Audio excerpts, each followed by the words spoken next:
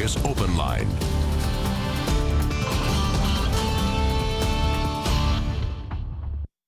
Hello, everyone. Welcome to Open Line. Glad you are with us. Once again, it is Wednesday, June 17th. We are talking about Metro schools. Not that long ago, we had a show in which we talked to some Metro Council members in North Nashville about Metro's plan to close 4 North Nashville schools. Tonight, we'll continue that discussion with 2 school board members who represent the area where those 4 schools are closing. We'll get more insight from the school board members themselves. Also, there's plenty to talk about with Metro schools, and perhaps we can expand the conversation to that. But as always, our guests are joining us via Zoom from their homes. We appreciate it. We have with us school board member Sharon Gentry. Thank you for being with us, Ms. Gentry. And Christiane Buggs, school board members District 5 and District 1. So, Christiane Buggs, thank you for being with us. I don't know if we can hear you, but I know we can hear Sharon Gentry. There we go. Thank you for having us. Oh, you're welcome. Okay, good. Always, this first part is always touch and go. You just never know what's going to happen. All right, so this has been a very difficult issue. The last time we did a show, there were Metro Council members on who were concerned about how this occurred. They thought maybe there wasn't enough discussion about it, enough notice, that kind of thing. So let's walk through it. Why were these 4 schools closed, and how much notice was there? Let's just go through it. And Sharon Gentry, I'll start with you on this. Sure. So I'll start with the conversations. I would say that track back to about 2008 around these schools and the issues we were having around enrollment. As you know, and most people know, the history of charter schools in this city. Around 2003 is when we got I believe it was 2003 or 5 when we got our first charter school, right? So at that time, the charter law said, was it a cap of 50 schools across the state, and they were only targeting what would be considered at-risk students. So there was a certain demographic that those schools were designed to cater to. In 2008, the No Child Left Behind report came out, right? So feel what you want to feel about No Child Left Behind. The one thing that it gave to school districts was this disaggregated data that showed how schools were serving subpopulations of students. So, there were schools that were getting A's and B's, in their scoring. But when you looked at African-American students, if you looked at African-American males, if you looked at the EL population or the special needs populations, they were not progressing in those school buildings. And so in 2008, MNPS was put on the list and was really being looked at for state takeover. Some other things happened. We ended up with Dr. Jesse Register as our director. We got off of that list, but that really gave fuel to a lot of the changes that happened in the charter law. From there, it went from a cap of 50 to a cap of 90 to no cap at all. You can have as many schools as you want, charter schools as you want across the state of Tennessee. And then it went from, we're just going to target at-risk students, we're going to target students in those that are on the priority schools list, and now it's open enrollment. So any child in any part of the county can attend a charter school. And so what that does, and again, every parent has the right to make the choice that they believe is best for their child. So this isn't an argument against choice. It is an acknowledgement that those choices cause lower enrollment in our community schools. And because we do student-based budgeting, it reduces the amount of money then we're able to allocate to that principal to make the decisions, to hire the resources, to purchase resources, to get the supports that those students need at the point of need, which is in the classroom. So again, a conversation that's been going on now, I guess, was it 2020, 12 years. So I would not say that the challenges that we're having with the budget and being underfunded caused the decision. It did exacerbate the need to make a decision. It really, really did. And so what we chose to do was to take those schools that were under-enrolled and underperforming and put those students in an environment that would allow the maximum amount of fiscal resources to be made available to them so that the best decisions could be made about the resources to be provided to them so that their needs, their unique needs, could be met in those school buildings. And so I want to just name the schools. It's Buena Vista Elementary, Robert E. Lillard Elementary, Jolton Middle School, and Cone Learning Center. And so, Christian Buggs, how difficult was this decision? So we're hearing from Sharon Gentry. This happened over a while, over a period of time. How difficult was this decision? To be honest, it wasn't very difficult for me because I knew that those students needed extra resources. I have a 2-year-old son who I've been planning to send to Buena Vista. We live not far from it. So I've known that that school is one that needs extra resources. You know, 52 to 72% of their students every year are intransigent in some way. They are transient, they move, they're disenfranchised. So the idea that we needed to focus on students as opposed to just buildings was easy. Now, when it came to having conversations with the community, sure, that was difficult because you want to make sure that community members are heard. You want to make sure that they feel engaged, empowered, that they feel like you're listening to them. But I can certainly listen to a community member, but still disagree with them. And I think, like I said, it was easy to make the choice of a person as opposed to a thing, you know, the students versus the building. And we heard Sharon Gentry talk about charter schools. Is the fact that we have more charter schools, is that a reason that this happened? I mean, I guess some people blame charter schools. How do you feel about, we've seen an increase in the number of charter schools that gives parents more choice. Parents are choosing to send their kids to charter schools, and then there's less money for metro schools. These schools, these 4 schools, I guess, had lower enrollment. So what about charter schools and the connection there? Are you trying to trigger me? Because that has been, I mean, and I'm just being funny because that has been the conversation, you know. But it's interesting. I grew up in the Whites Creek area and should have, and, you know, would have been zoned to Whites Creek, should have gone there. But I actually went to a magnet school. I went to MLK. That's where I graduated. So when we look at the data, yes, many of our families, some of our families are choosing charter schools, but many of our families, or many more of our families, are choosing literally any other school than a District 1 school. That's not to say that District 1 schools are bad, or that the teachers or the leaders or the families in District 1 are subpar. That's not the case at all. But what we're seeing is a lot of the families with any kind of means, with any affluence, or just have knowledge about the system are making a choice, and they're opting out of those schools. So it's not just charter schools. I want to make that clear. It's not just them. It's every other school. It's other neighborhood schools. It's other people's zone schools. It's magnet schools. So if I don't send my son to Buena Vista, but even if I send him to Aiken or I send him to any other, you know, neighborhood school, I've still opted out of my school that needs more resources.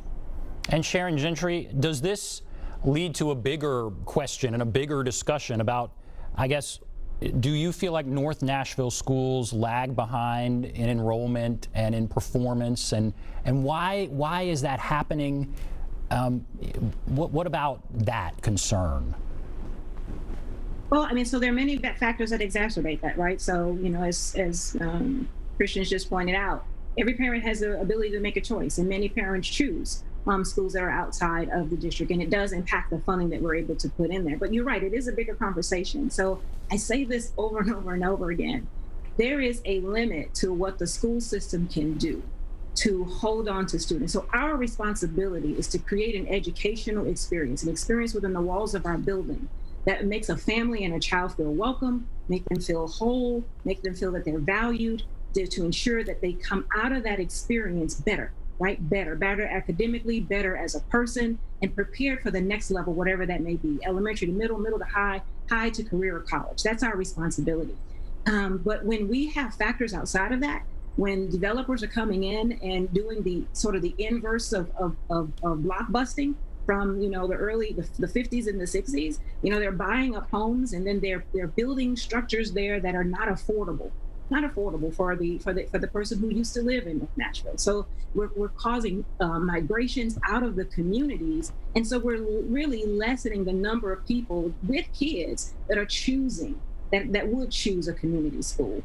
So many of the developments that we see go up, they don't bring kids. And so when our Ryan Latimer in MNPS does those projections, right? He does projections of what that enrollment's going to look like. We are charged as a board to make decisions based on the data that we have in front of us. And so when we have data that says, I have a school that's 43% enrolled, but the migration pattern and the development pattern, the housing patterns in that area don't see that number going up or having a chance of increasing, we have to make decisions that are fiscally responsible. It says our resources are already scarce. And when this migration happens and when other factors, lack of transportation to get to in and out of the communities, lack of access to, again, affordable housing and job opportunities, when those factors exacerbate the community population, we are challenged to do even more with the even scarcer resources that we have at our disposal. And you said, and so there are a myriad. Yeah, and I want to, we can broaden that conversation because I think it's important. But you said 43% enrollment, and I think that's important to point out as well. When these schools were closed, it's because they were under enrolled. So what was the level of enrollment at these schools? And I don't want to put you on the spot exactly, but generally speaking, what are we talking about here at these schools? Less than 60, 43%. I think it ranged between 43% and maybe close to 60. So Robert E. Lillard being at the low end of that. And how concerning is that? So I guess that's not sustainable, right? So I guess if a school has that many people that are not going, it's that far not full, not at capacity, then you feel like you have no choice. Was this moved along more quickly because of the coronavirus, because of what we're enduring right now with the pandemic? And I'll ask you that, Kristen Buggs. I think it was a mixture of things. So we had a tornado hit, then we had COVID-19 hit, and then we had the mayor release a budget proposal. That budget proposal, better yet, even before the budget proposal was released, we as a district were asked to cut between $60 and $100 million from the current year's budget. Not for next year, not, considering all the cleaning and, the health of students next year, but to close out this year, we were asked to cut almost 10% of our budget. So there were a lot of moving pieces, but when you have that much funding cut and you still are feeding children twice a day, you're still looking to put laptops in students' hands, you're still looking to support their social emotional learning needs, when we had to choose between their enrichment and their support versus, sustaining a building, again, it was just an easy choice. And then the number that I've heard is $3.4 million, and people who have criticized this have said that's not a lot of money. And so what do you say? If somebody says, wow, we're closing 4 schools and we're only saving $3.4 million, first of all, is that accurate? And what do you say to people that say that's not a lot of money? And Sharon Gentry, I'll let you take that. It's $3.4 million more than we had. And again, it's about economies of scale. So what I can then do, again, when I take a building that's less than 60% enrolled, and I can now consolidate those buildings, and I'm getting closer to 92%, all kinds of other things begin to happen, right? From the amount of money I can put in there because of the student mix. That principal is able to now hire an assistant principal that he or she may not have had before for that student population. Able to put, someone that's going to be focused on restorative justice practices for those students. Maybe get a school psychologist, a literacy coach, a numeracy coach. It's about looking at those students and where they were and how they were performing. So let's not just focus on just under-enrolled. It's under-enrolled, students underperforming, and under-supported. And so this was about what is it that we can do, again, given the resources we have at our disposal. What can we do? What decisions can we make to do what's best for the students in those buildings? And so when we did this show with the Metro Council members, that was a few weeks ago. People were concerned at that point. There's been some time since then. And I'll ask you, Christiane Buggs, do you feel like parents are coming around, or is there just so much allegiance to a community school that you're still hearing a lot of concern about it? I mean, what do you think as you explain this more, as parents learn more about where their kids will hopefully be going in the fall? Are you seeing parents come around, or is there still that emotional pull that is not letting that happen? I think there's still going to be some emotional pull, and I think we've heard about the different petitions floating around. So I know that there's still that angst in the community. But at the end of the day, everyone is going to try to do their best for every child. So parents, I think, are going to rally behind them no matter what school building they're in. I know as policymakers and community leaders, we're going to rally behind all of our schools and all of our students no matter what building they're in. So we hear it, but not nearly as much. I think now we're more focused on student safety, making sure that the budget dollars we do have are maximized. And I'll just add to that, if you don't mind, Ben. Sure. To Christian's point, one of the things that has come along with this consolidation, and again, we talk about it in such silos and maybe sometimes limited terms, but what's come along with that, in addition to the additional resources, we got new building level leaders for many of those, for some of our schools in District 1 and in Jones as well. And we also have created a framework that is now designed to support community engagement and parental engagement and family engagement and all of those factors that we know contribute to the success of the students in those schools. And so it's a whole sea change just about for these schools and for these students. We've got Sharon Griffin in our district, Dr. Sharon Griffin in our district now, who came to us from Memphis, who did wonderful work for schools that were challenged in that school system. And she's come here, and her passion is palpable when she talks about the students. And again, when she talks about the students in the building, and she is adamant that we need to put leaders in our building that view our students as capable of learning and accomplishing anything if we put the right challenge in front of them and the right supports behind them. And that's what the decisions and the hirings have been about since the consolidation, and finding those building level leaders that believe in our students, believe in what they're capable of, can rally that community support, can create environments that are inviting to parents to support what's going on in the school buildings. And so that's been the work that's been going on since then. So we've been having community meetings. You can go to the website. Right at the bottom of the page is the schedule. The next one for the Whites Creek cluster is scheduled on June 29th at 6:00 p.m. And to hear about the work that's going on, they'll get to meet the new principal that's been hired, Dr. Brian Mells, for Whites Creek. And so it really is about the work on behalf of students. And again, the district has done a wonderful job of creating frameworks for that community engagement. And yes, you're right. It was more than under capacity that forced this. It was underperforming. And the frustration is that has been a problem for a long time in North Nashville, in that area, among those schools. And do you feel like this can really turn that around? Is this a moment where we're taking a step back and we're really going to turn things around? Or is it there would be some parents worried it's a further decline. And I'll let each of you answer that. But do you feel like this can be the moment where we really turn things around? And what will it take? What do we need to do more if it can't just be this? What do you think about that? Is this the moment we can truly turn things around, and how does it do that? And I'll start with you, Christian Buggs. The phrase that pays right now is, this is not a moment, it's a movement. I think now that we have community members engaged, we have them watching, please stay engaged. Hold policymakers accountable, hold community leaders accountable, but please be monitoring. I would love to see community members engaged even when something drastic isn't happening in their neighborhood. I would love for us all to be acting as watchdogs for every child in every school across every corner of the district. So I do think this could be a massive turning point where we see community members really dig into the budget, both city, state, and even for the district, for MNPS. But I need them to just stay on that, continue to dig in, continue to hold us accountable. And yes, we will see major change fairly quickly. And what do you think? And I think that part of what this has done is created, again, that bigger conversation. We've probably had more transparent conversations around the budget this year than any one that I've seen in the past, because of the exacerbating factors of the tornado and COVID and other things of that nature. But people are beginning to understand that, we put out an ask and we don't always get what we need. We have talented, skilled people in the district who understand what it takes to educate a child. They understand what it takes to educate a child, whether they come from the Green Hills Julia Green situation, or whether they're, here in District 1 or District 5.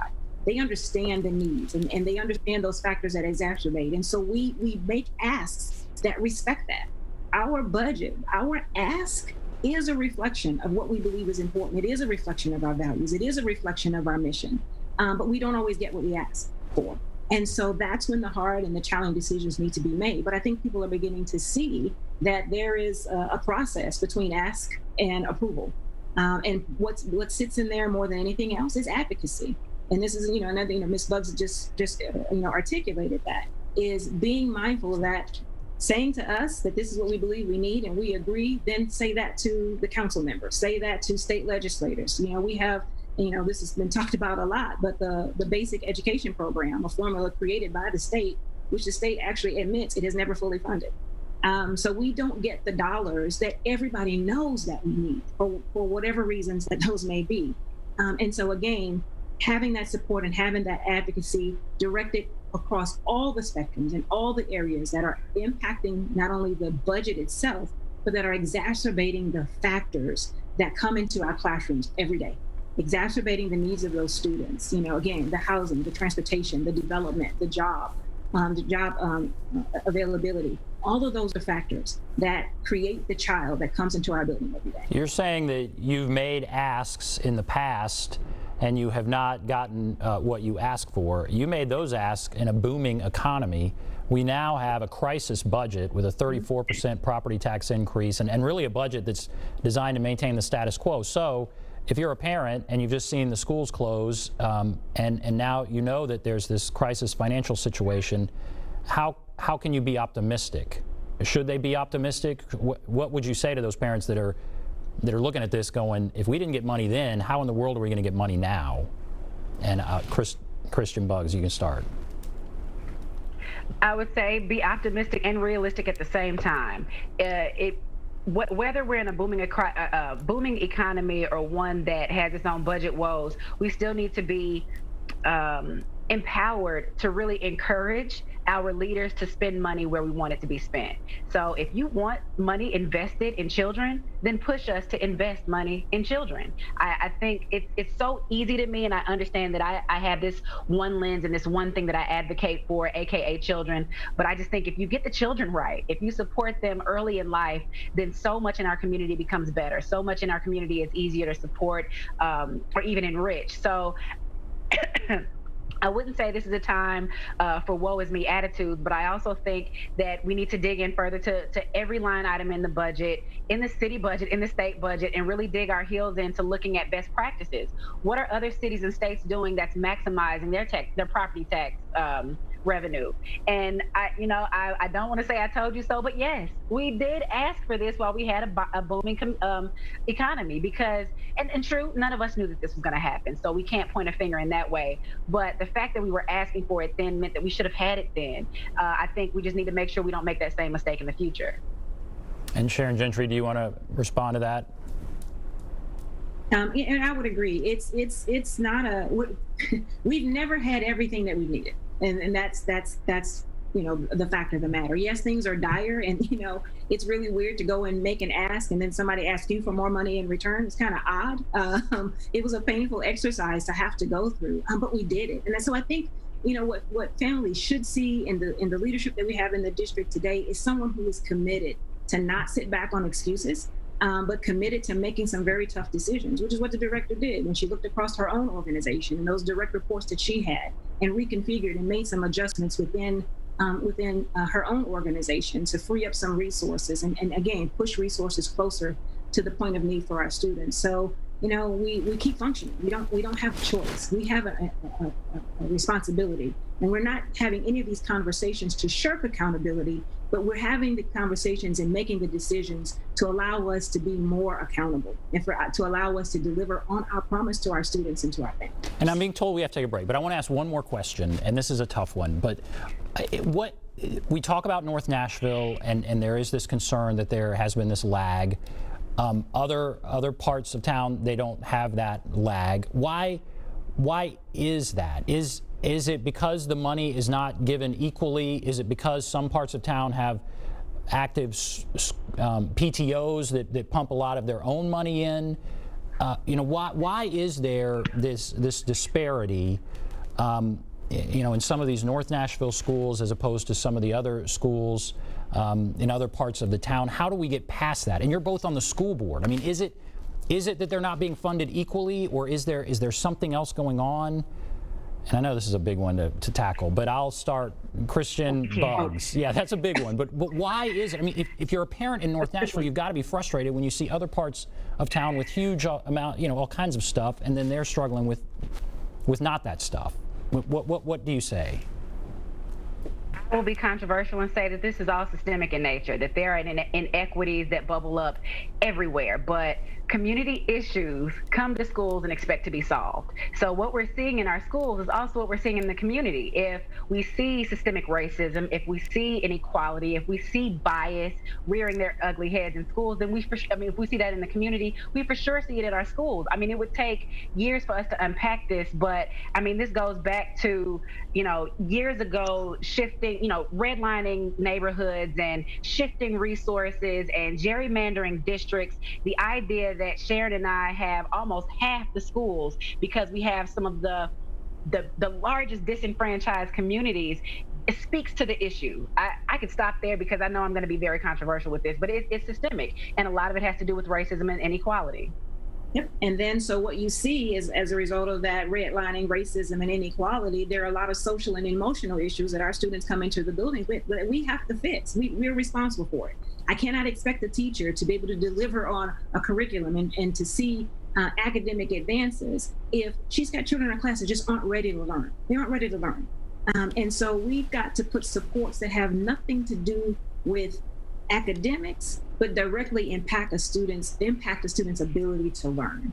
And so our dollars are spread thin across so many aspects in a budget that you wouldn't even expect to be able to find in a school. Why do I have to have a psychologist? Why do I have to have, a therapist? Why do I have to have, a restorative justice practice room? Why do I have to have all of these things that many other schools may not need?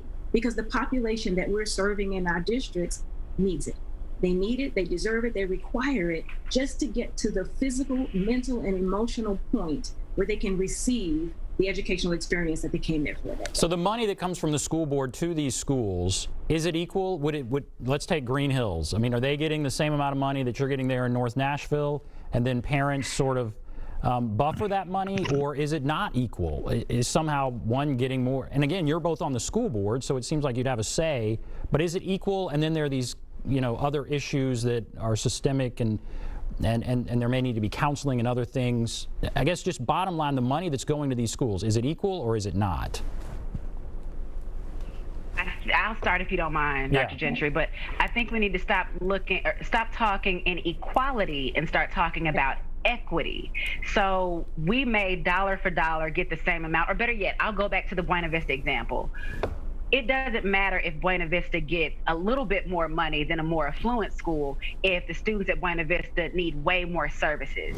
So if my child needs not only social emotional learning supports, but needs a book in his hand, but also needs a laptop because I can't afford it, it doesn't matter if they've gotten the same amount of resources at a more affluent school where parents can buffer some of that responsibility. You also have to consider the idea that advocacy is a thing. And when you advocate for more, you typically get more, especially in a district like ours. So historically, parents were able to advocate for Title I funding that should not have been going to those schools. Those schools shouldn't have been receiving the dollars that they were, but because they had strong advocates, they did, which just adds to the systemic nature, which adds to the historical context, which adds to the inequity. But we've got to stop thinking about children all being equal because they have a wide array of issues. And I shouldn't say issues because they're not negative, but they come with a lot of different needs. They come with their own personalities, their own perspectives, their own lifestyles. And so we've got to be able to accommodate that. And sometimes what our schools do is makes normative what affluent families have. So just because a child doesn't grow up in an affluent family doesn't mean that their needs are any less grand. Okay. And go ahead, Sharon Gentry. Then we're going to go to break, I promise. But go ahead, Sharon Gentry. I borrowed it from one of our interviewees a couple of cycles ago. Someone sat before us and said that every parent sends to school the best child that they have. They're not keeping another version of that kid on the side. It's the best they have, and they want the best for that child. And so as Ms. Buzz pointed out, it's not about equal, it's about equity. if we all know what the goals and the targets are for a school, the question simply becomes, what does it take to meet those? And so that's the kind of question and the kind of conversations that we kind of started a couple of years ago, and it blew up. It became very challenging, and it became rough. But we have to keep pushing the issue of equitable resources in the amounts and of the type that are reflective of the needs of the student in each and every building. Fascinating. Okay. We really have to take a break, but that's a fascinating discussion. So if you're on the line, Ann, Anika, Tara, others, hold on. If you want to call in, there's the number, 615-737-PLUS, 615-737-7587. Take a break. Be back right after this.